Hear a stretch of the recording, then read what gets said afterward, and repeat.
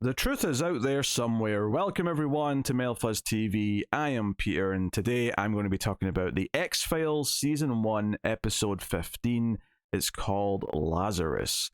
And this episode is about a bank robber who ends up possessing an FBI agent when they both get killed during a kind of a sting-style operation. The episode opens with Scully and this FBI agent, Willis. Jack Willis is his name.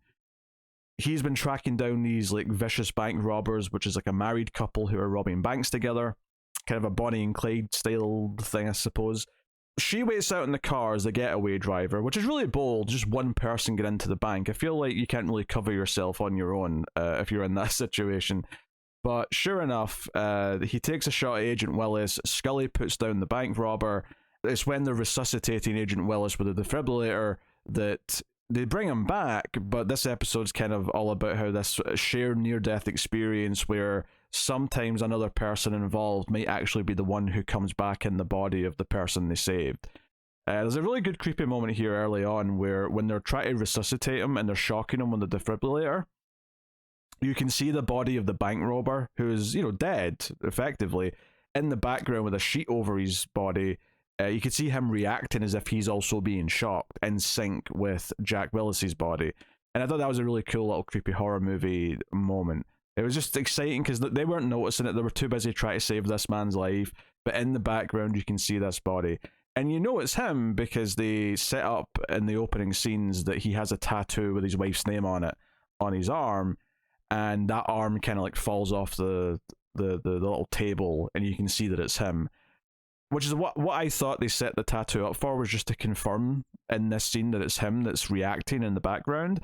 For some reason, when he's possessed, when the Agent Willis is possessed by this guy for the rest of the episode, he magically has the tattoo appear on his arm, which I thought was a bit of a weird choice because I don't know what it added to anything really. It just kind of like, it's like a random extra supernatural element to something that's already pretty supernatural, but whatever. I can roll with it. It's a pretty entertaining episode. I think it benefits a lot from, I think, Christopher Alpert, who plays Agent Jack Willis, or most of the episode he's playing him possessed by someone else. He's really playing the other guy. He's playing the bank robber for most of the episode. But I think he is a solid guest star, and the wife who... the episode is largely about him trying to get back to his wife now that he's in this new body. I think she's alright too. I think it suffers a little bit later on in the episode by it kind of... It felt like there was maybe more they could do with this idea of this really bad person now has the body of an FBI agent and what they could do with that. And they kind of just settle for having this sort of extra thing with the wife, whereas a twist where she was actually trying to betray him, and she's really the bad guy of the episode. And they've got Scully kidnapped in the second half of the episode. And once it got to that point, it kind of felt like the train had stopped moving and we just kind of settled on being here for the rest of the episode as opposed to, going further with the concept and doing more. So I do think it never really becomes a great episode, but I was largely entertained, and I do think the opening 10 minutes especially is quite good. I enjoyed a lot of those scenes. It just runs out of steam as it goes on, I think. I think it's interesting that Scully, only 2 episodes ago, had that big episode where her father died, and we were dealing with this idea of her maybe being able to receive a message from him from the afterlife through a psychic, effectively. And then just a couple episodes later, we're doing this thing where we're again dealing with her dealing with the death of someone who's close to her. This is, this FBI agent is someone that she dated for a year and seems to be a bit of a loner who really just cared about his job. So she's the only one left to really give a shit that he's gone, in like a personal sense. So her dealing with this, and also the fact that this other dead person, this bank robber's soul or spirit or whatever, has possessed them, and she's clearly talking to this other guy who's died. Now, Scully spends a lot of the episode not really believing that it's him, and she just thinks that Agent Jack Willis has had a psychotic break, and he's just losing it effectively. Actually, which actually leads me to one of my like I enjoyed the episode, and I enjoyed the first half of it especially. But I will say, and I think this is a fair point to make, this might take the cake so far for how quickly Mulder just leaps to the correct answer for what's going on. Like, he's immediately thinking about, oh, maybe it's not him that woke up. You know, when you saved him, maybe it's not him you actually saved. Maybe it's this other guy. And he's immediately, like, he leaps to that conclusion absurdly quickly, even by his standards in this episode. And don't get me wrong, once he starts doing little tests to try and prove his theory, the tests make a lot of sense. You know, he tests the knowledge that Jack Willis has about his birthday, which is meant to be the same day as Scully, but he tricks him by asking him to sign a birthday card. He notices that he uses his wrong hand. He's supposed to be right-handed, but the killer or the robber is left-handed, and he notices that. So he notices these things, and Scully keeps sort of like batting them away by saying, oh, it's stress, it's post-traumatic, it's this, it's that. He's having, like, there's all these little explanations. But the initial jump where he just, like, he hones in, like, no one can deny that there's something weird about this, you know, because they save Agent Willis's life. He's in a coma, and then later that night, seemingly when he's on his own, he gets up and leaves the hospital. But before he leaves the hospital, he goes down to the morgue, finds his own body, and tries to get his wedding ring. And this is where he's, you know, he sees his reflection first, and then he sees his own dead body. So he's really sort of figuring out what's going on here, that who he really is, realizing that he's switched to this other body, so on and so on. And he can't get the wedding ring off of his dead body, so he takes out some clippers or whatever and snaps some fingers off to get the ring, which, fair enough. Which actually leads to something that I'm not a big plot hole person. Plot's not the most important thing in a story, right? This is the big thing that I've really noticed over years of talking about movies and TV shows, is people who I don't enjoy talking to about movies and TV shows tend to just focus on plot and nothing else, and something's instantly not good if they notice a plot hole. Like, there's so many other things that are important. Like, you know, the plot is just the vehicle for the themes and for the type of character journey that you're telling, and there's so much more to take in that a plot hole doesn't necessarily have to be a big deal. Some can be more egregious than others, that's absolutely true, but there's more to storytelling than just the plot. There's a lot more to it. That said, it did bug me in this episode that after he wakes up in the hospital and he cuts off his own fingers from his dead body to get his wedding ring back, he disappears. And we cut to some scenes of Mulder and Scully at the hospital, and they're saying, yeah, he seemed to get up and leave, and there's been some mutilation. The bank robber's fingers have been cut off. And very quickly Mulder notes that he was married, and that this isn't just a random bit of mutilation. He seems to have wanted the wedding ring. But they specifically point out that there's fingerprints or something that straight up suggest that this is Agent Willis who's done this. And the reason why this is an issue is because after another couple of scenes, Willis shows up, right? The possessed Agent Willis shows up pretending to be normal so he can find his wife with the FBI. He shows up at the crime scene, a crime scene that he himself actually does. Well, I'll get to that in a minute. But he shows up and just acts like he's an FBI agent, and he wants to pretend to be this guy for a little bit to find his wife, to get rid of any evidence that pops up linking him to a murder that we'll get to, and that's all fine. And they're like, okay, we feel a bit uneasy about letting you like work a case or being on the job after what you've just went through, especially since you disappeared so weirdly. We have to give you a psych evaluation. But no one, and maybe I missed this, someone can tell me in the comments, but I don't think a single person brings up the fact that his fingerprints were found next to the mutilated corpse of the bank robber. The whole cutting off the fingers to get the wedding ring just seems to be forgotten and never mentioned again. And they just like, yeah, he's like, I mean, okay, they're making him like do like psych evaluations, and he's training in the shooting range at one point because he has to get certified again before they'll give him his gun back. That's all fine and well, but I feel like we're still just glossing over the fact that he definitely cut off someone or a corpse's fingers, and it just doesn't come up. I thought that was really weird, and maybe I missed something that sort of lets it be brushed aside. I don't know, but very odd, very very odd. So the whole murder scene he shows up to, though, the crime scene, is a murder he did, right? So he goes looking for his brother-in-law, the brother of Lula, his wife, and demands to know where Lula is. The brother doesn't know, but he assumes that the brother is the one who ratted them out to the FBI, and that's why the FBI were waiting for them at the bank at the start of the episode. And okay, so he kills the brother-in-law, and that's the murder scene that everyone's investigating the next day. But of course, we find out later that there's the wife herself, Lula, who wanted to get rid of her husband and was done with this partnership. I think that's where the episode takes a bit of a downturn. I don't think anything that's going on is remotely interesting once we reach the point where she's just in control. And as we see later, Jack Willis, or the possessed Jack Willis, starts to get sick because he's diabetic, and this guy's been downing sugar because he doesn't know that, and the wife is stopping him from getting insulin to make him better. I mean, I do like the idea of him having a physical requirement that the person that's actually operating the body wouldn't know about. That is an interesting little detail, right? Like, he doesn't know he has a medical condition, so that means that that's something we would have to figure out. That's an interesting idea. But this back chunk of the episode, where once he takes Scully to try and find the wife, and they do find the wife, and then he turns on Scully and handcuffs her. The back half of the episode is Scully handcuffed to a radiator.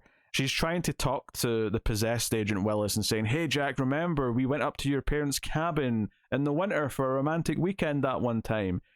And he does start to get a little kind of like confused and stuff, to maybe imply that on some level the real Jack is in there and that he's maybe fighting through or whatever, like they are both sharing the same body or something. And it's just mainly been the bank robber who's been in control. Like, that's all fine, but so much of this last chunk is just Mulder and other FBI agents looking for where Scully's being held, and Scully trying to talk Jack into remembering who he actually is. I think once we get to this point, and it's just like, oh no, we wanted to have a twist where the wife had betrayed him already, and now she just wants to get away clean and also ransom Scully back to the FBI for $1 million. I think once it gets to that point, it kind of feels like, oh, we're doing this now. This is what the episode's become, and it wasn't as interesting as, I think the opening 10 minutes, the build up to the bank robbery, and I think especially trying to resuscitate Willis and the possession happening was creepy. And then I really liked all the stuff when he woke up. I think all the stuff with him in the hospital, waking up, seeing his own reflection, going down to the morgue and cutting off the fingers, like I think all of that, and partly because there was no words said, it was completely just silent style stuff. There's a moment where you think he might strangle a nurse. He's kind of getting some, like a bit of tubing ready to strangle someone, and he doesn't have to because she goes away, but there's just like a little moment of tension, and when it's doing the suspenseful horror movie style stuff there, it's quite interesting. But it goes into this, like, this almost this corner of a plot that it wants to be by the end of the episode, that I don't think is anywhere nearly as interesting as the setup, or what you could do maybe with this concept. Like, maybe he would continue to try and just be in the FBI and keep covering up things, or maybe, yeah, you do something where the real Jack is kind of in there and he kind of comes out a little bit more. Instead, he kind of fakes being dead for a second, shoots his wife, and then dies from the diabetes, effectively. And that's when the FBI agents are coming in and they get Scully, and that's kind of the end of the story. They set up something earlier on, though, just for the ending, to have this little, quiet moment where Scully's kind of having to deal with what she's witnessed and what's went on. Is that his watch stopped ticking basically the second that he was resuscitated. Jack Willis's watch just stopped. And this was set up earlier in the episode. There's a scene where when Mulder's trying to convince Scully that the other guy might have possessed the agent, he takes her to this scientist or researcher or whoever he is, and he's talking about near-death experiences, and explains that almost everyone who's had a near-death experience can't wear a watch anymore because they give off an energy that stops it from working. So that's what ties in specifically to the ending.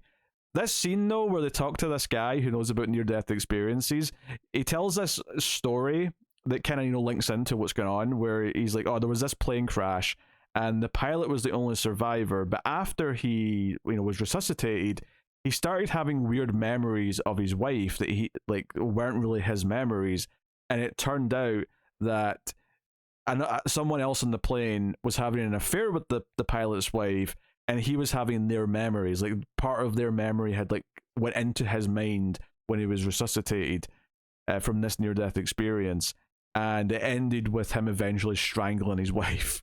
And the way this guy just sort of ends the story and walks away, just so matter of fact, he's not delivering it like he's disturbed by it. He delivers it in a very sort of cold way, and then Scully and Mulder are just sort of left there to ruminate over this horrific story that he's just told them about this pilot that eventually killed his wife. It is well directed. I can't argue that. I said that I was expecting good direction because David Nutter's the director, and I think that did pan out. I think the story just kind of goes into kind of a cul-de-sac, if you will, by the end, that it isn't quite what all the expectations I think you have in the first half of him going around and doing things. I mean, hell, even him showing up and pretending to be back in the FBI and he's normal, like he's not possessed, was a surprise to me, but it wasn't one that I didn't like. I was like, oh, this is interesting. What's he going to do now that he's pretending to be in the FBI? And it was all about getting to his wife. But once they get to the wife, it's just, okay, now Scully's a kidnap victim, and that's going to be the last 15-20 minutes of our episode. And that stuff's just not as interesting, ultimately. But it's not a bad time. We get an audio expert cleaning up a phone call from Lula, the wife, at one point, because they're trying to figure out where they're keeping Scully, and they're analyzing the sound of a plane in the background. But he's doing all kinds of filters. He's basically the audio version of enhance. But I enjoyed that well enough. I guess one of the more interesting little things about the episode is that we see Mulder working with other FBI agents, and we actually get to see a scene where this other agent that he's working with, this sort of bald guy with a mustache, is talking to other agents, and the other agents start making fun of Mulder and saying, oh, does he think aliens are involved or something? And the guy with the mustache sticks up for him and says, hey, you might learn a thing or two from Mulder. Not that I think we're going to see this character again necessarily. It was just interesting to sort of see other FBI agents, away from Mulder and Scully, talking about Mulder and just seeing just how much of a joke he is to them and how he's considered amongst all those peers. This is a little different from what we've seen before, because typically people have made fun of Mulder talking to Scully, for sure, but this is just completely two third-party FBI agents who are not regulars on the show talking about and debating if Mulder's worth having around. It's really not Mulder's episode, though. This is definitely more Scully's episode, and even then, it's more the bank robbers episode, if anything, because he kind of is the protagonist. Once he wakes up in the agent's body, we're kind of following his driving plot the entire time. I think ultimately, I would say it's kind of a mixed bag overall, but I think it's a pretty entertaining mixed bag, and the first half is fairly strong. So I definitely think I enjoyed it more than the last episode. I was not into the Amish stuff at all. Whereas this, while it does kind of take a bit of a downturn later in the episode, it's not as big of a downturn, and there was more good stuff before the downturn. So, but that is Lazarus. Let's have a look and see what's coming next time on the X-Files. We have an episode called Young at Heart, and here's the description on IMDb. A criminal believed to have died... Are we doing the same plot again? What's happening? A criminal believed to have died in prison years earlier wages a vendetta against Mulder. That's very interesting. Now, I'm sure it's not going to be a possessed story again. I'm sure it'll be different. It's not going to be the exact same thing. But I do think it's interesting that that's 2 episodes in a row where a bad guy who's dead in some way is causing havoc for one of our 2 lead characters. It definitely feels like there's a thematic through line here in this part of the season. There's been a lot of episodes in the last few about death. Curious to see how this pans out, but we'll see. We'll see how that is next time. But that is my thoughts on this X-Files. Let me know what you think of this episode in the comments. hit the like button. Helps out a lot because people will find the channel, they'll find the reviews if you do. It is the free way to support everything by just clicking the button, so please do it. Of course, you can go above and beyond by going over to patreon.com/MailFuzzTV and supporting over there for however much you wish, and you get some bonuses for your trouble, including monthly reviews of Columbo from myself, which is a new Patreon exclusive thing that I've been doing recently. But that is the show, so thank you very much for joining. I always appreciate it. Keep watching TV. Have you got any vanilla?